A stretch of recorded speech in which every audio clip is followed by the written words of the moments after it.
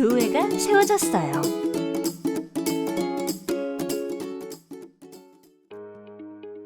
예수님께서 십자가에 달려 돌아가신 뒤 3일 만에 부활하셨어요.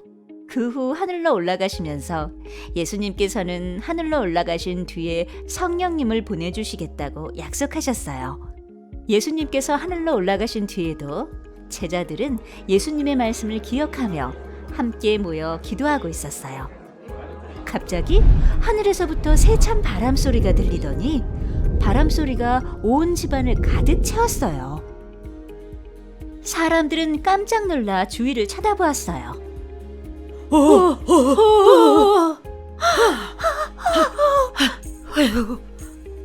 그뿐만이 아니었어요.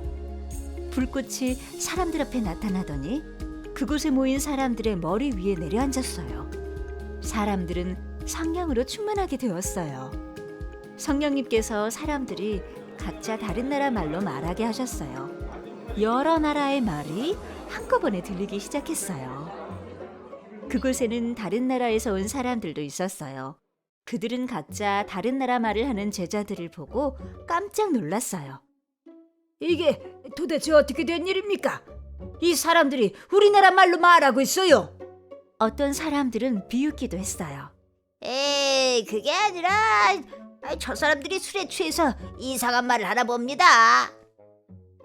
그때 베드로가 11사도와 함께 일어나서 말했어요.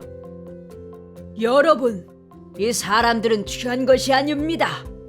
예수님께서 보내주기로 약속하신 성령을 받은 것입니다. 사람들이 베드로에게 물어보았어요. 저희는 그럼 어떻게 하면 좋겠습니까? 회개하십시오. 그리고 예수 그리스도의 이름으로 세례를 받고 죄 용서를 받으십시오. 그러면 성령을 선물로 받을 것입니다. 저도 성령을 받고 싶습니다. 저의 잘못을 회개합니다. 저도 성령을 받고 싶습니다. 저의 잘못을 회개합니다. 베드로의 설교를 듣고 있던 많은 사람들이 잘못을 회개했어요. 예수를 믿은 사람이 3,000명이나 되었어요.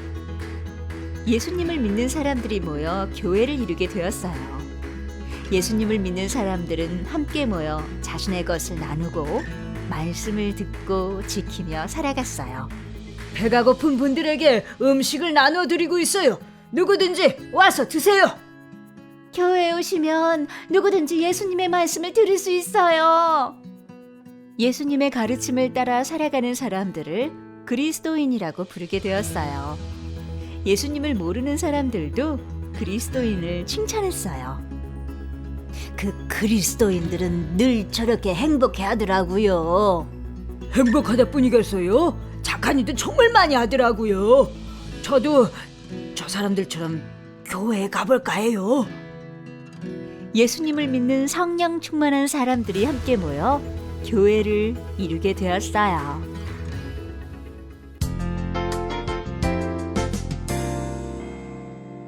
성령님께서 제자들이 기도할 적에 내려오신 것에 대해서 배웠어요. 성령님이 무슨 일을 하느냐에 대해서도 더 배워보도록 하겠어요. 4살 먹은 어린이가 있었어요. 이 어린이가 KTX 열차를 혼자 타고 가고 있어요. 그런데 혼자임에도 불구하고 전혀 불안한 기색을 하지 않고 즐겁게 콧노래를 부르면서 서울에서 부산까지 즐겁게 가는 거예요. 옆에 있던 아저씨가 너무 신기해서 물었어요. 너 어디까지 가니? 예, 부산까지 갑니다. 그런데 너 혼자 가는데 그렇게 신나냐? 예, 사실은요, 이 기차를 운전하시고 계시는 분이 우리 아빠예요. 우리 아빠를 믿기 때문에 기뻐요. 라고 대답을 했답니다. 성령님은 우리가 가는 천국 열차를 운전하시는 분이에요. 성령님이 계시니 너무나 즐겁고 기쁠 뿐이에요. 그러면 성령님께서 어떤 일을 하고 계실까요? 첫 번째로 우리를 거듭나게 하십니다. 어느 날 밤에 예수님에게 니고데모라는 큰 관원이 찾아왔어요. 그리고 물었어요. 예수님, 어떻게 해야 천국에 들어갈 수 있나요? 예수님 말씀하시기를 물과 성령으로 거듭나지 않으면 천국에 들어갈 수 없다 라고 말씀하셨어요. 이것은 천국에 들어가는 길은 성령으로 거듭나야 한다는 이야기예요. 여러분이 놀이동산에 갔어요. 들어가려면 무엇이 필요할까요? 예, 그렇죠. 엄마 아빠가 끊어준 놀이동산 회사에서 발행한 자유이용권과 입장권이 있다면 어느 놀이기구라도 탈 수가 있습니다. 이처럼 우리에게 천국에 들어가는데 입장을 도와주시는 분이 바로 성령님이십니다. 하나님 자녀라는 도장을 꽉 찍어주시는 거예요. 천국에 들어갈 수 있도록 만들어주시는 거예요. 우리가 천국에 들어갈 수 있는 방법은 우리의 마음이 새롭게 태어나야 하는데 그 일을 하시는 분이 바로 성령님입니다. 예수님을 믿게 하십니다. 그리고 예수님을 믿는 마음 중에서 오락가락하는 믿음을 확실하게 하시고 이제 죽어도 천국에 갈 수 있다는 믿음을 주시는 분이 바로 성령님이에요. 둘째로 우리에게 힘을 주세요. 옛날에는 우리나라에 어디를 가고 싶으면은 걸어갔어요. 왜냐면은 그때는 차도 없었고 아무것도 없었어요. 그리고 조금 돈이 있으면은 말을 타고 다녔는데 시간이 많이 걸렸어요. 그러나 지금은 자동차나 고속철도가 있어서 쉽게 다닐 수 있어요. 똑같은 길을 가는데 왜 이렇게 시간이 다를까요? 자기 힘으로 가는 것과 다른 것을 이용해서 가는 것이냐에 따라서 틀려집니다. 우리가 천국에 들어가는 데는 방해하는 것들이 많이 있어요. 사탄은 우리를 화나게 하고 의심하게 하고 예배를 못 드리게 해요.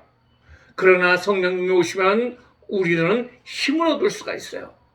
사단을 물러가게 됩니다. 사단은 물러가게 돼요. 이런 사단을 이길 수 있는 힘을 주시는 분은 바로 성령입니다. 우리 힘으로는 걸어가는 것은 힘들지만은 자동차를 타고 가면 쉽게 갈 수 있는 것처럼 우리에게 힘을 주시고 능력을 주셔서 즐겁게 믿음 생활, 신앙 생활, 예배 생활을 하시게 하시는 분이 바로 성령님이라는 것을 우리 친구들은 잘 알아야 돼요. 세 번째로 바른 길로 인도해 주세요. 아빠와 함께 휴가 때 피서를 갈 때 자동차를 타죠. 이때 잘 모르는 곳을 갈 때 꼭 필요한 기계가 있어요. 무엇일까요? 예, 바로 내비게이션이에요. 내비게이션이 있으면 어떤 곳이라도 가장 빠른 길로 갈 수가 있어요. 만약 길을 벗어나면은 내비게이션에서 경로를 벗어났습니다 라고 말하는 것을 볼 수가 있어요. 성령님께서는 우리를 천국 가는 길로 인도하십니다. 그리고 위험한 곳에서는 속력을 줄이라고 합니다. 그리고 가장 빠른 길로 가도록 인도합니다. 우리가 길을 가는데 그 길이 바른 길인지 아닌지를 모를 경우가 있습니다. 성령님은 내비게이션과 같은 분이십니다. 다른 길로 가면 뒤로 돌아가세요. 경로를 이탈했습니다 라고 말해주시는 분입니다. 우리가 가는 길은 바로 천국길입니다. 우리로 바른 길로 인도하시는 분이 바로 성령님이라는 것을 우리는 알아야 돼요. 이러한 성령의 선물 즉 능력을 주시는 이유는 우리가 구원받아 하나님의 자녀가 되었지만은 아직도 예수님을 몰라서 지옥을 향하는 다른 사람을 살리는 일을 하라는 도구로 사용하라는 거예요. 이제 우리 모든 친구들은 성령님이 우리를 보호하시고 힘을 주시고 바른 길로 인도해 주신다는 사실을 알고 아직도 이 성령님의 도우심을 받지 못하는 다른 친구들, 친척들 그런 사람들에게 전도하시는 귀한 친구들 되시기를 예수님의 이름으로 축원합니다. 기도하시겠어요? 사랑과 은혜가 많으신 하나님 감사드립니다. 우리 친구들이 마음속에 예수님 믿을 적에 또한 기도를 할 적에 성령님 오셨습니다. 이제 성령님께서 우리 친구들의 앞길을 인도하여 주시고 보호하여 주시고 좋은 길로 인도하여 주시고 하나님께서 늘 같이 해주시는 성령을 따라 살아가는 귀한 친구들 될 수 있도록 주님 축복하여 주세요. 성령님과 동행하며 성령님의 명령에 따라서 열심히 전도하고 예배할 수 있도록 하나님 축복하여 주세요. 감사하며 예수님의 이름으로 기도드리옵나이다. 아멘.